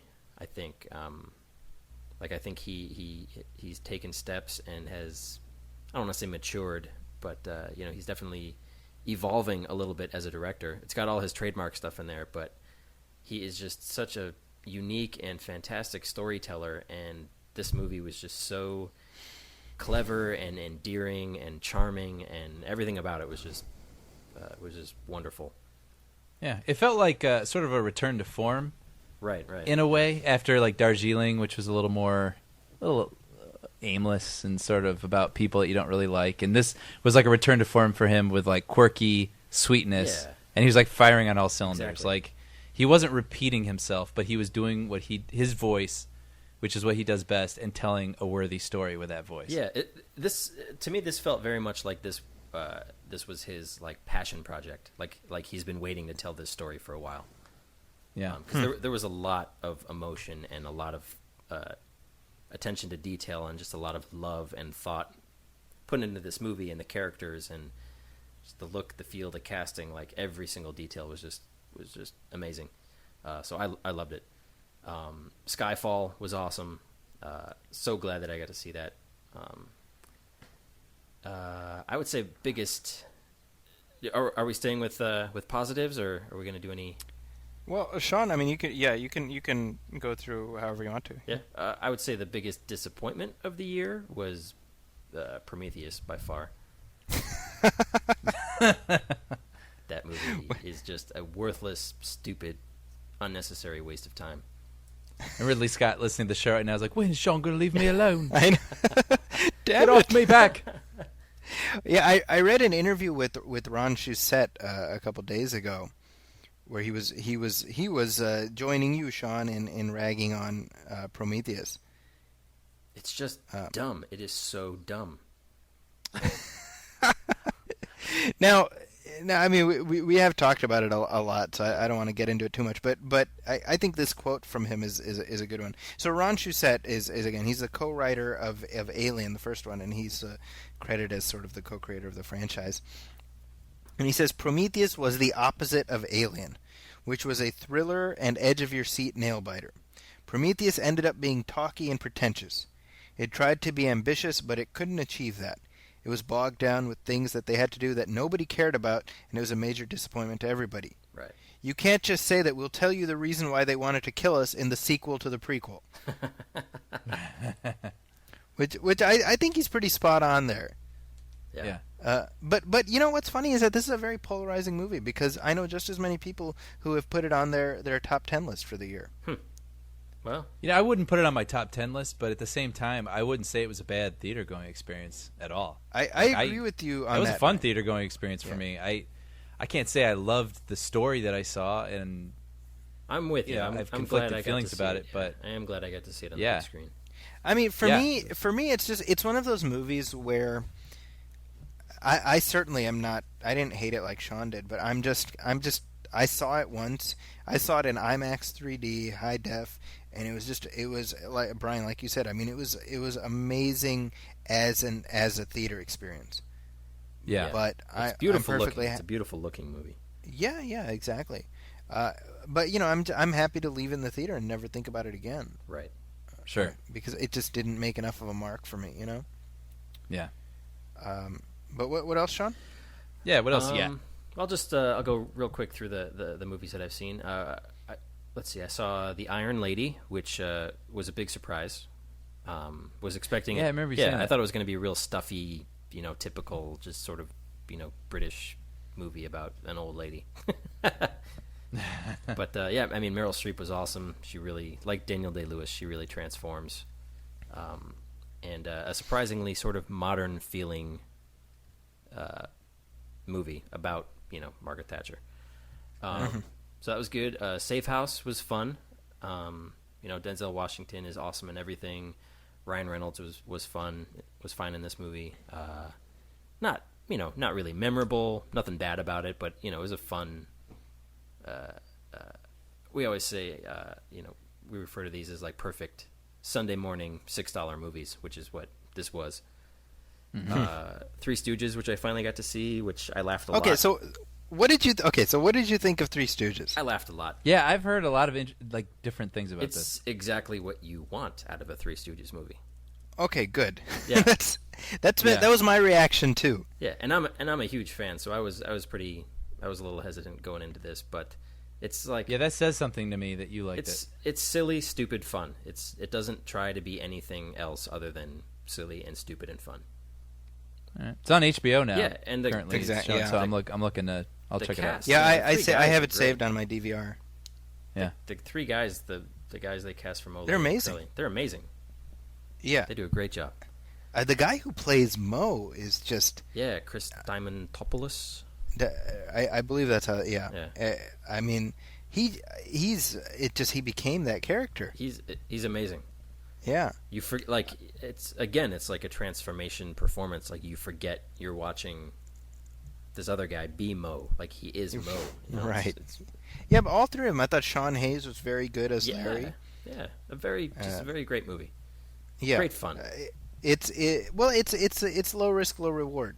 Yeah, for sure. I watched it with my kids, and that's who that movie's really aimed at. Yeah, yeah.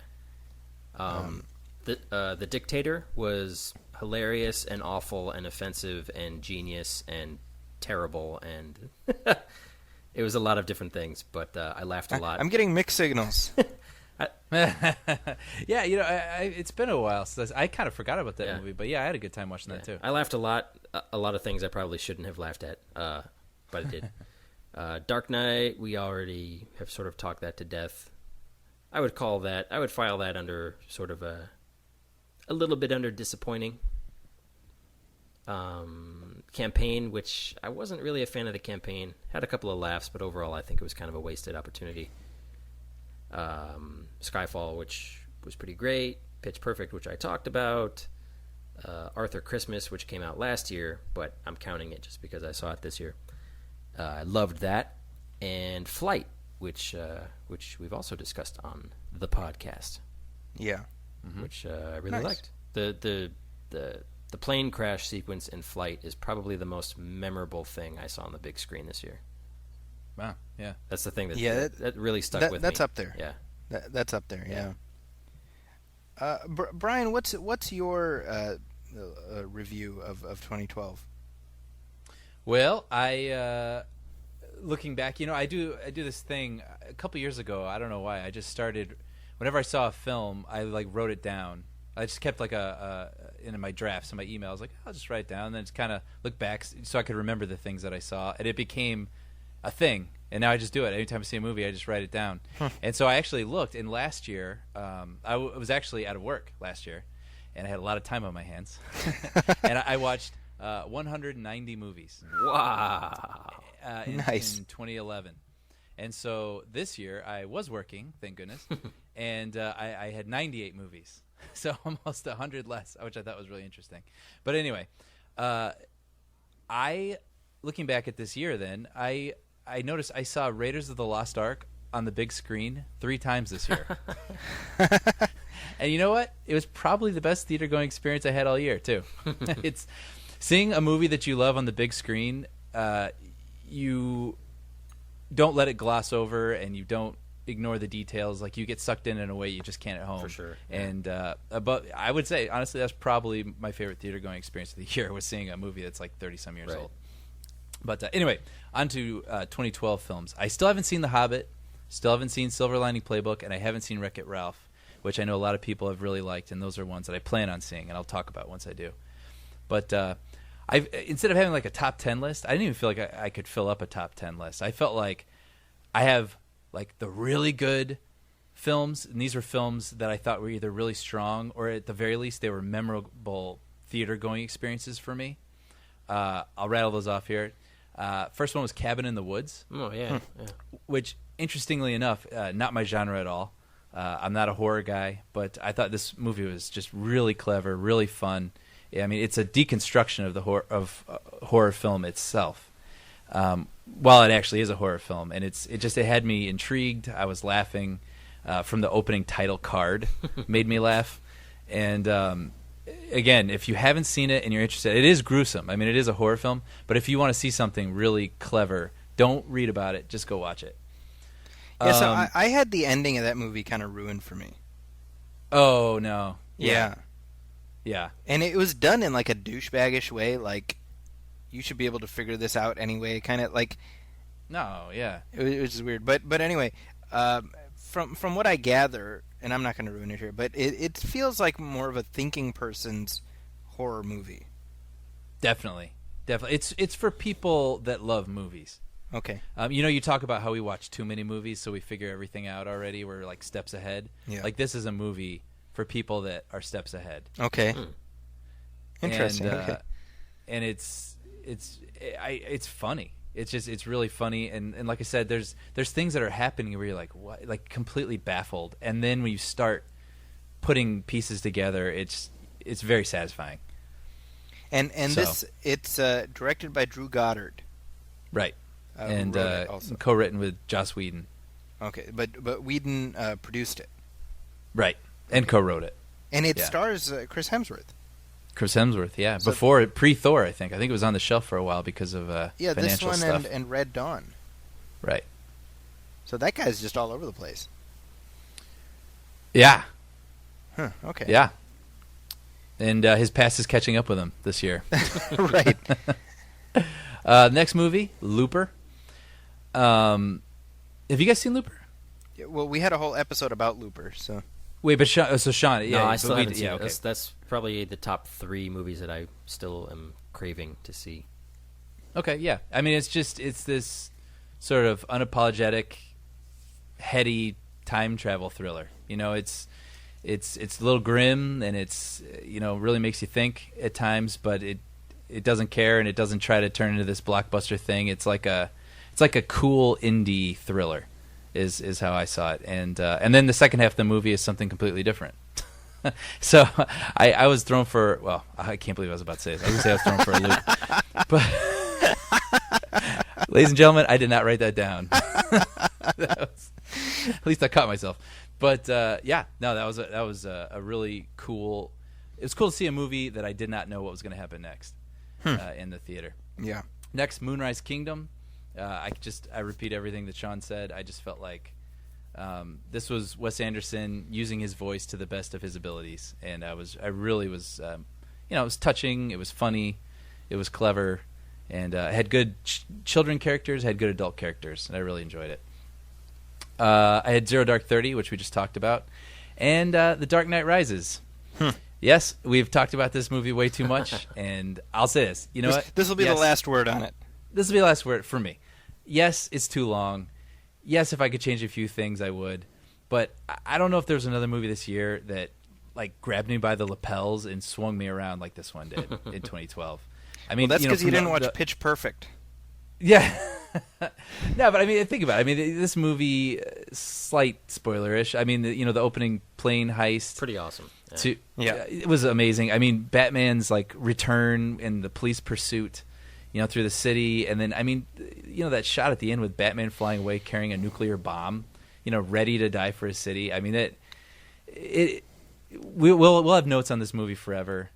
Nitpicks and notes aside, I still feel like this movie is a triumph of execution, and I enjoy it. I really don't know another movie that grabbed me as much as that one did. All that stuff aside, I have a feeling that my antipathy toward The Dark Knight Rises. The only thing that'll resolve that is seeing how they reboot Batman. Sure. So that I can just file it away as an aberration. You know what I mean? Well, yeah. Remains to be seen. Yeah, I mean that it's it's my cousin. I was talking to him, and he was actually commenting on what you said about liking it with an asterisk, and he's like, I dislike it with an asterisk. Okay. All right. And I was like, I think that's more indicative of my feeling as well, where it's like I'd give it probably a thumbs down, but I would recommend certain things about it, Yeah. Okay. All right. Well, then I would say I'm officially thumbs up with an asterisk. Okay, there we go. For it. But just real quick, these are my honorable mentions. Yes. I just saw this past week Cloud Atlas. Okay. And I really dug it. Huh. I thought it was really cool. I had read a lot about it beforehand, and everyone was saying it's sort of a beautiful mess. And I don't know that I agree with that. I don't think it's a mess. I mean, it's ambitious and maybe slightly unwieldy, but at the same time, I mean, it's like 6 or so stories, and the way that it's all woven together, it's like these stories, they just, without warning, jump in and out. But their crescendos sort of become aligned. So when something, dire is happening in one story, it'll jump out of that to the other story where something dire is continuing. And it takes a little time to make sure that you're going to be with it. But once I was with it, I was definitely with it. And I really enjoyed it a lot. So now, how long is this? It's almost 3 hours. Wow. It's I think it's 2 hours, 50 minutes. So I'll say this. Yeah. Oh, no, good. Well, I was just going to ask you. I mean, you liked it, and it seems like a lot of people do like it, or the people who see it end up liking it. Yeah. But its commercial failure is pretty big. Mm-hmm. Yes. And definitely. Coming on the heels of the failure of Speed Racer and of the Matrix sequels, I mean, people are kind of saying this is it for the Wachowskis as Hollywood forces. Yeah, maybe. As Hollywood forces. I mean, I think they're going to have to work with more constraints in the future. Okay. But I hope that they get to keep telling, the stories they want to tell, because I think they have an interesting voice. Right. And I mean, I know this was adapted from a book, but I mean, their fingerprints are on it. There's moments. There's one story that's action oriented. And because some of the other stories, one of them is about a guy stuck in a retirement home and trying to escape, an old man. But then you'll go into the future, and all of a sudden you're riding hover bikes. And you're like, wow, this is really great action I'm seeing here. And you're like, oh, yeah, these guys directed The Matrix. But I mean, it was co-directing with the Wachowski siblings and Tom Tykwer, who did like Run Lola Run. That's right. So, yeah, I'd be dying to know what you guys think of that if you ever get to check it out. Huh, interesting. And then again, just real quick, just a couple more honorable mentions for me. The Avengers, popcorn flick of the highest caliber. 7 Psychopaths. I haven't heard anyone talk about this. I had no plans on seeing it, and I was taken to a free screening, so I said, all right. And I really enjoyed it. I thought it's dark, and it's not for everybody. It's a black comedy, no doubt. But I thought it was pretty funny and pretty clever. There's a lot of twists and turns in there I didn't see coming, and I was totally taken on the journey with it. So, I don't know. Now 7 Psychopaths. It felt like, it gave me one of those like too cool for school vibes. What's funny? I agree with you, and it opens with a scene like that, and then the movie does something to be like, we're not going to do that. Oh, okay. Which I won't spoil, but it sort of shuts that up. Like, yeah, they make too many of those movies. This isn't that movie. Okay. Which I appreciated. And, yeah, I thought it was pretty good. Nice. And then Safety Not Guaranteed. Yeah, I want to see that, that's another too. one I've heard good things about, yeah. Very cool. I think it falls just slightly short of being all that it could be. You know what I mean? There's a couple moments where you wish it would just, pick it up a little bit throughout every now and then. Yeah. But overall, I think the idea was really good and really well realized. And the characters, Mark Duplass and Aubrey Plaza are very good in it. And it's basically a movie. I mean, time travel is the undercurrent, but it's really a movie about regret. And I think that was like a really, where this movie is sort of based famously, I guess, off of a real ad that was placed in the classifieds about, a guy who's like, hey, I'm going to time travel. I'm looking for someone to time travel with me. Okay. And so, the screenwriter just went and ran with that, with this film. And the angle that they found into it, I thought was perfect. So definitely recommend that. The Gray, which came out last January. It's already been a year. Did we talk about The Gray? You did briefly, yeah. Yeah, but it's just, like I said, this isn't necessarily top 10. I'm not saying the movies are perfect, but that was definitely a memorable theater-going experience for me. I thought it was a really interesting meditation on life and death, and definitely recommend it. Nice. Yeah. I like that. Maybe we can post this on the Facebook site, but that spoof poster with Liam Neeson dressed up as Santa Claus, and it's called The Sleigh. I haven't seen that. Oh, no. It's the Gray poster, but photoshopped a little bit. It's pretty funny. Oh, that's funny. Yeah. Real quick, I just want to mention that Jonah Ames has just liked the MovieFilm podcast. Hey, Jonah. See what happens? What's up? You Thanks. like our podcast, you get your name read on the air. There you go. I like that. And if you write a review on iTunes, you get your review read on the air. That's right. Yeah. So make that happen, folks. What about you, Zaki? Take it away, Zaki. You guys have talked about some of my picks. Looper and Avengers for sure are in my tops for the year. I actually would probably put the Avengers at the very top of my list. Right. I liked it that much.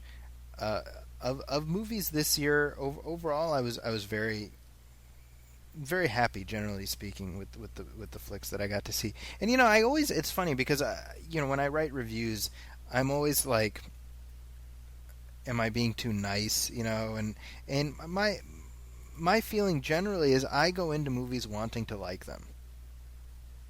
And right. So that carries through even when I write a review, where I try not to do just the complete tear it apart style of review, and I feel like I didn't have to do that as much this year anyway, because I thought overall there were a lot of good flicks, even ones I wasn't crazy about were still worth seeing,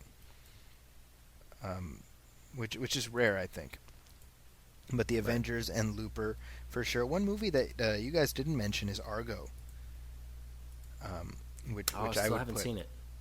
I have that under honorable mentions. Oh, okay. Did you mention it? No, I do have honorable mentions. Oh, okay. Argo falls under that for me, I think. Oh, okay. But I'd like to hear what you. I'll throw my little one sentence about it, but I'd like to hear what you have to say about it first. Well, for me, Argo it represents a lot of things. I think number one, it's the quintessential Hollywood comeback story. Mm-hmm. For somebody like Ben Affleck, because he basically went through about 10 years where he was just getting crapped on, right? And rightly so, I would say, for some of the choices he'd made. But I think with this one movie, he cemented himself as not just a legitimate filmmaker, but probably one of the best filmmakers who has a unique voice that's out there right now. Well, the first time that you mentioned him on the podcast was to tell us that you think he has a big head and small arms, short arms. Well, he does have a big head. He does have small arms. And that's what makes this story even more poignant. I'm just reminding everybody. He's overcome that adversity. One thing I really appreciated, and we talked about in Zero Dark 30 some of the stuff that I felt like it was missing a little bit of context. What I liked about Argo is how it contextualizes the Iranian hostage crisis, so that by the time we get to the actual act of hostage taking, the default reaction in the audience is not, oh look, it's a horde of angry brown people, right, doing what they do. Because what they do with Argo is that there's an entire prologue sequence that's presented to us through animated storyboards that shows the geopolitical history that led to the president of Iran being deposed, the Shah being put in, et cetera, and this whole thing, and then that culminates in the hostage crisis. And that was something that filmically they didn't necessarily have to do, but by doing it, it adds nuance to the entire story. Right. And that to me is the distinction between an average filmmaker and a smart filmmaker. Mm-hmm. Argo, I thought the performances were across the board solid. I thought the style of filmmaking was good, and it was just engaging across the board. I mean, I think Zero Dark 30. I was about to say 579 for some reason, but I was like, oh wait, that's like a trampy store. Dude, let's play those numbers. Lottery. I was like, that's like a trampy store at the mall where do they still have 579? I think they do, right? Oh yeah, you're right. Oh, I don't know. That's a store? Oh. It used to be a store, right? I think so. I think you're right. I don't know. Yeah. But Zero Dark 30 and Argo, I almost like interlink them, but that's purely superficially because they both happen to deal with Middle East politics. But I would put both of them probably in my tops for the year. Mm-hmm. Other films, I don't know if I'd put these in my tops, but I do feel that they're worth mentioning. One of them is probably the most unfairly lambasted movie of the year, which is John Carter, Mm-hmm. which I enjoyed it greatly when I first saw it, and I continue to enjoy it.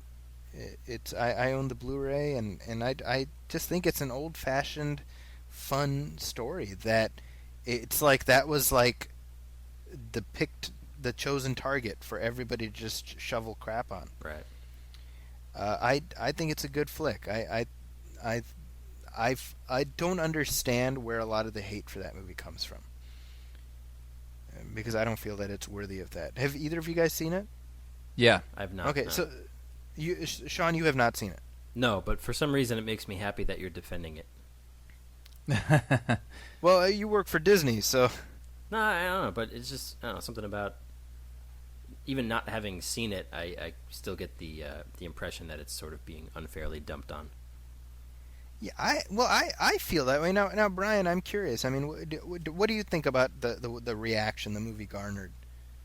No, I would agree with you. I think people, yeah, like you said, just sort of seem to pick targets, and it's just like, this is what we're going to dump on now.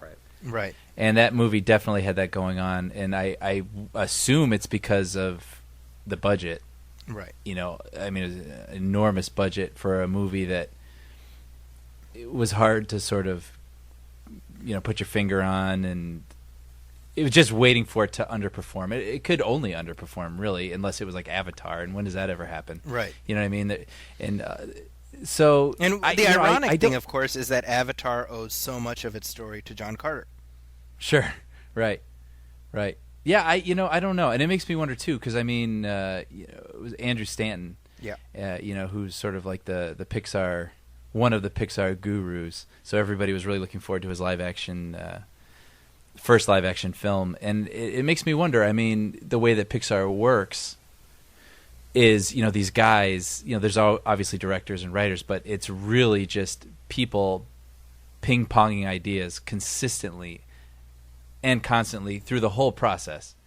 And I thought had a lot of really good things going on in this film, but other things didn't hold up so well, and it made me wonder if he missed having that group dynamic a little bit, being challenged. It seemed like he wasn't challenged very much on this movie by very many people. They're just like, you're Andrew Stanton, here's some more money, and maybe that might have hurt the Brian, film a little bit. Let me ask you, I mean, where do you think this movie failed to connect with audiences? I was willing to give it a shot because I'm really tuned in, obviously, with film culture, and I knew that this came from a story that came before Star Wars and inspired Star Wars and inspired Avatar and all those things. So I was like, all right, I like this filmmaker, and I'm interested to see this story, that's was told for the first time, so to speak, with this character, right? Right. But then when I started seeing materials for it, like all I saw was sort of like a 1980s sword and sandals pulp novel cover, and that doesn't appeal to me. Those stories don't. Those characters. So I was like, oh, okay. I mean, but like I said, I was still going to go because of all the other elements. But for other people who didn't know what this story meant to the regarding the stories that they love, and this is a filmmaker who's made all these movies that you love, it just looked like, possibly a movie that could have been on the Sci-Fi Channel, really. Yeah. And I think then people there was no reason for them to be interested in it. Well, and what about the title? John Carter, versus John Carter of Mars. I mean, it was originally going to be John Carter of Mars, and then they took that away, presumably because Mars needs moms fails. Right. Which is so such take an Mars out of asinine, any title. Idiotic decision process there. Yeah. It's hard for me to say. I mean, titles very rarely turn me on or turn me off, but I mean, so many movies have just names for titles. So I don't know. I don't know how I feel about that. Well, I mean, it's like when I was a kid, there was a John Carter comic book that Marvel put out. It's called John Carter, Warlord of Mars. Sure. And you hear a title like that, it's like, okay, well, that gives us a pretty clear sense what this is about. Right. Whereas if it's like, oh yeah, let's go see John Carter, and it's like, what, they made a movie about Noah Wyle on ER. Right. Like, why isn't he wearing a shirt? I mean, that to me, I have to think that played a role because if you're talking about the vast unwashed masses, most of them who have no idea the history or whatnot of this character, you're just like, all you have is a movie that you don't understand the premise of and a title that does nothing to explain it. Yeah. So I mean, when I first saw when I saw the first trailer for this, which is like fall of 2011, I thought it looked like they took Prince of Persia and stuck it in a blender with Tron Legacy, and that's what you had, And I ended up enjoying the movie quite a bit, but that was my take. So I have to think that there was a lot of things that went wrong, and I read an article about how people blamed Stanton blamed other people. I mean, it seems like it was just a pretty toxic mix in general.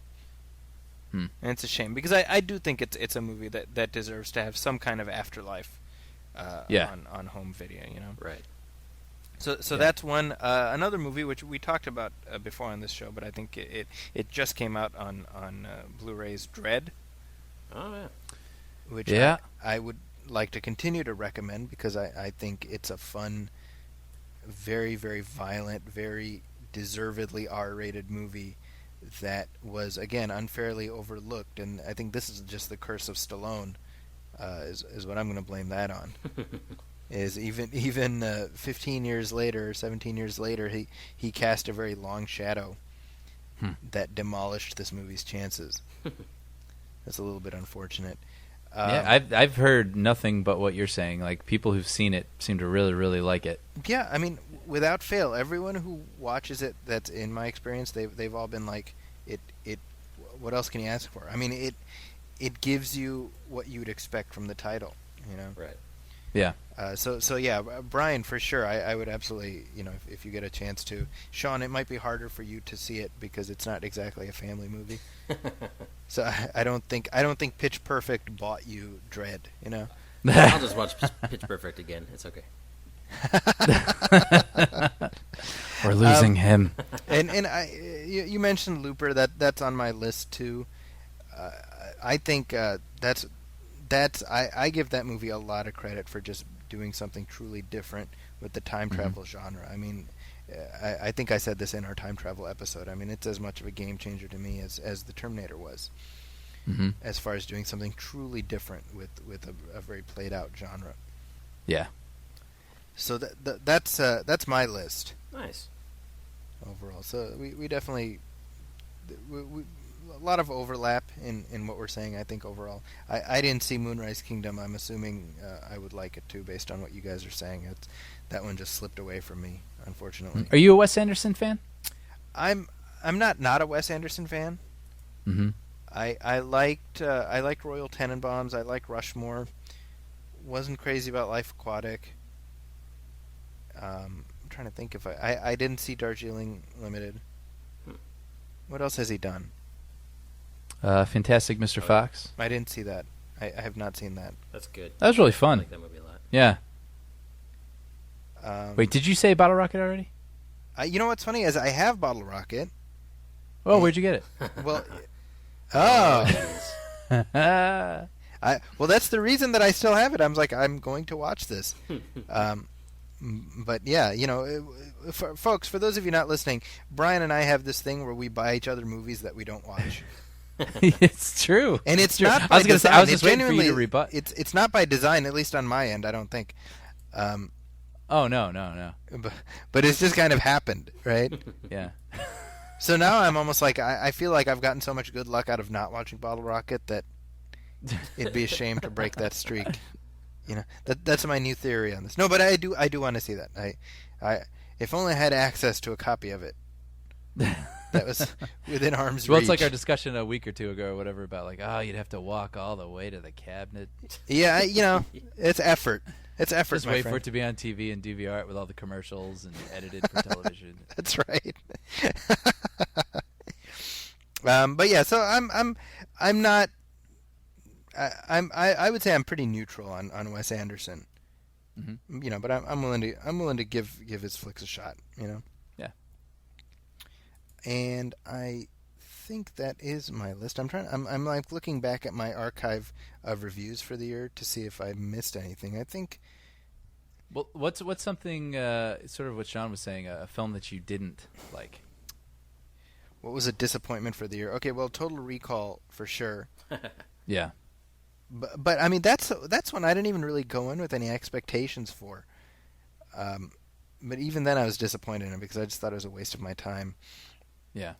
I was disappointed in Dark Knight Rises. I don't need to get into that again. What else? I'm literally like scrolling through my archive of reviews for the year. I've actually done less reviews this year than I have in a while, which is unfortunate. While Zaki's scrolling through reviews, happy birthday, Kate Middleton. Is it Kate Happy Middleton? birthday, Kate. Is it her birthday, really? Yeah. And, it's her birthday today? And the late Bob Denver. Oh. Gilligan. No, that's sad. Did you guys hear, by the way, Jack Klugman passed away? Yep. Yeah. That was kind of a bummer for me. If you're a fan of classic TV, Jack Klugman, of course, played Oscar Madison on the Odd Couple TV show, but he was also. You guys know what else he's known for? Mm-mm. He was Quincy. M.D. Quincy M.E. M.E. Medical examiner. Ah. Yeah. Jack Klugman was 90 years old, so that's wow. You know, not a bad career to have. Good run. I also want to mention another punching bag of the year, which is The Amazing Spider-Man. Which brings me to my meh portion. That's your meh. You know, I was thinking of that yesterday when you were like, because I was watching the Sam Raimi Spider-Man with my kids, and my 3-year-old is like, he's like, I don't want to watch this. I want to watch Spider-Man Amazing. So I had to take out the Sam Raimi one and put in the Amazing Spider-Man. And you know what? That's perfectly all right. All I can do is report from where I'm coming from. Yeah, no. But that's what I'm saying. Like I'm. What's so fascinating to me is I'm just like, I don't see enough difference in the films. Yeah. Well, which brings me to why this was so like a slog to sit through. I actually dug up the quote from The Amazing Spider-Man that made me be like, oh, man. Oh, the Uncle Ben? The Uncle Ben quote. Let's see. In the Sam Raimi movie, what is it? With great power comes great responsibility. That's right. Got it. Okay, let's see the lengths that The Amazing Spider-Man went through to avoid saying that line while still trying to repeat itself. Yeah. Here's what he says. Uncle Ben, played by Martin Sheen. Your father lived by a philosophy, a principle, really. He believed that if you could do good things for other people, you had a moral obligation to do those things. That's what's at stake here. Not a choice. Responsibility. End quote. But you know what's funny, Brian? Just say it. You know what's funny though is because Martin Sheen says it, you're like, awesome. I just felt like the writer was tap dancing. Oh yeah, I was like, I know 100% agree with you. Saying, it was driving me crazy. I 100% agree with you. Yeah, no doubt. But my point in bringing up my kids' reactions, I find that so interesting because I think for the vast majority of people, it's like there's not enough different, like whatever, right? And so I'm like, what difference is he perceiving? Where he's like, I don't want this one, I want that one. Yeah. Yeah, well, and I'll say this though, I didn't hate it either. Yeah, like it was just complete indifference. Yeah, just boredom. I didn't think it was bad. I just didn't like it. Yeah, it was just, I don't know. My guess is it was he was just like, I don't want to watch the one with the big pumpkin-headed girl. I like how you bully like 3 celebrities. Yeah, I know. Like, it just comes up repeatedly. Only those 3. But I haven't picked on Kirsten Dunst in a while. She's got a big head. She does. She's like Charlie Brown with a red wig. I wish her well. I hope she's doing well. Well, I read this interview with her where they're like, Kirsten Dunst reacts to the new Mary Jane, because I guess in the next movie there's going to be another Mary Jane. Right, yeah. And they cast her. I forget her. Oh, Shailene something or other. Woodward? Is it Woodley? I think something. Woodley? Yeah. Yeah. Girl from The Descendants. From The Descendants. That's right. So they interviewed her, and she's like, "Oh, I'm such a big fan of her," and "Oh, that's great." And it's like, what other reaction are you expecting? Right. Like, are you expecting the "Oh, F her"? I can't believe this crap. Because no actor is gonna. You know what I mean? Like, Pierce Brosnan left James Bond in as bitter a state as is possible because he was basically fired. But when they're like, "Oh, what do you think about Daniel Craig?" He's not going to be like, "F that guy." Right. You know what I mean? Like, click here to see what they have to say about the new cast. It's like, well, what do you think they're going to say? Anyway, that's a pet peeve of mine. And I think that pretty much puts us right up until the end. I was actually supposed to put together a quiz for today's episode looking back at the totality of the movie's films, but this is on me. I just ran out of runway today with everything else going on in my day. Wow. That's right. So we need like the trumpet sound. The hell was that? That's like That's your trumpet? Well, I can't. I'm not Michael Winslow. Well, that's not what a trumpet sounds like. No. No, like Wait, not a trumpet, but like the trombone. Trombone, or what was that? The trombone. There you go. There you go. Yeah, see? Like, you're welcome. Fine. You can be the Michael Winslow of this show. Here's some happy news. Nathan Fillion just won the People's Choice Award for Best Dramatic Television Performer. Well, that's great. Are you watching television? No. Yeah, Sean is like... Sean is barely interested in the show that he co-stars on. That's... See, there we go. Perfect. Hey, that was really clear, by the way. How'd you do that? It's on my iPhone. Believe it or not, it's one of my favorite apps. That's I awesome. love coming into rooms at work and saying things. It's just like, oh man, we're gonna be late for lunch again. Does it have a rim shot? Watch your mouth.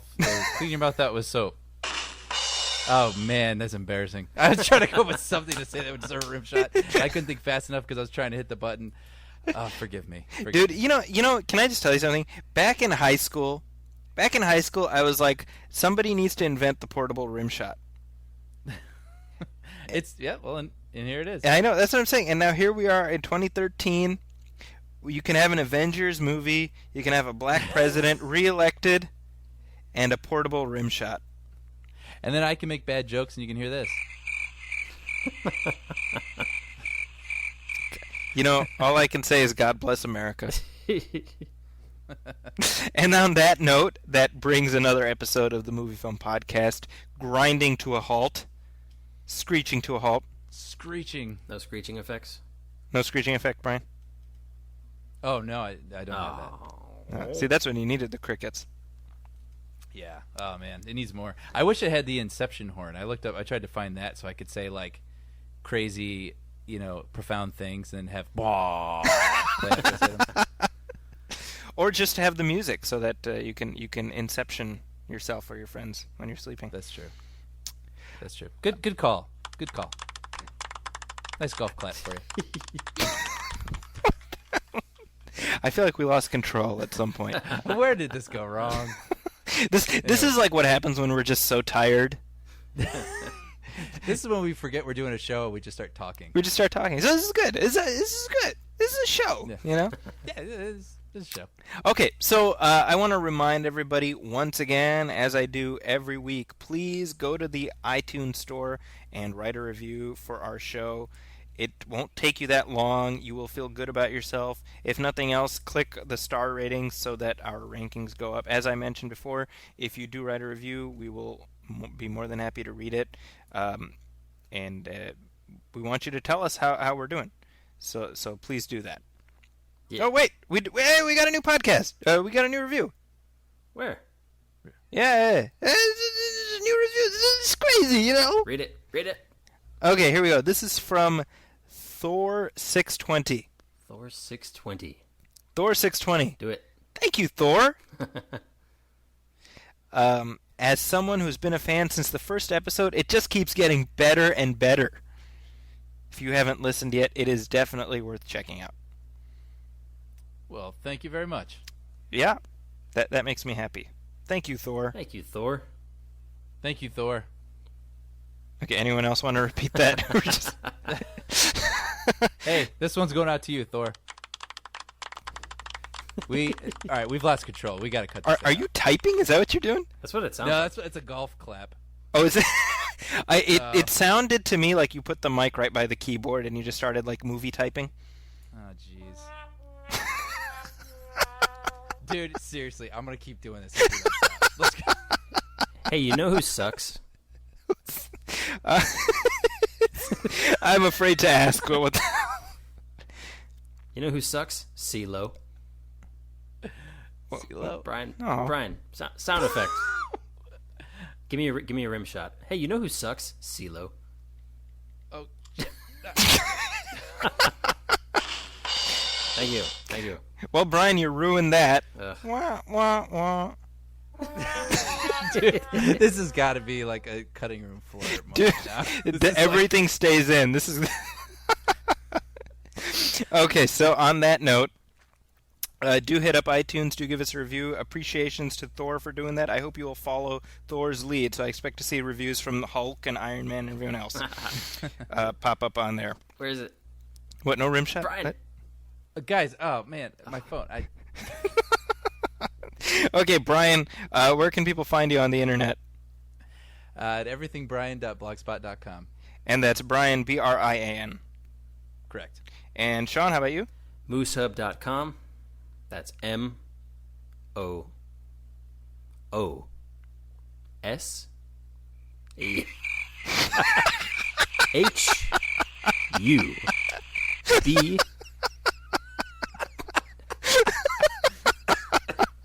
Dot COM. Oh, you're still going. Oh, okay. Man, he just plays through. You know, that's. I admire that.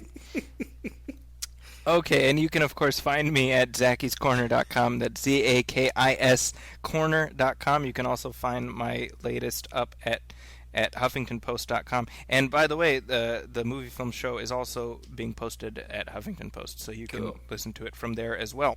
And we're on Facebook. We're also on Facebook, of course. Go to our Facebook page, facebook.com/MovieFilmPodcast. And we're at Mr. Boy We also Productions. have, and also thank you. And you can visit us at Mr. Boy Productions. That's MRBOY Productions.com. Brian, I know that you're putting together another web portal there. Is that close to being announced yet, or should we hold off on that? It's in the works and not far off. Okay, cool. So we'll look forward to that in either the next episode or the one after that. Mm-hmm. You can also email us, by the way. Send us your questions, comments, concerns, queries, conundrums at moviefilmpodcast@gmail.com. That's moviefilmpodcast@gmail.com. On behalf of Sean Coyle and Brian Hall, my name is Zaki Hassan, and this is the Movie Film Podcast. Thanks for listening. We will see you in 2 weeks. Dude, great job, guys.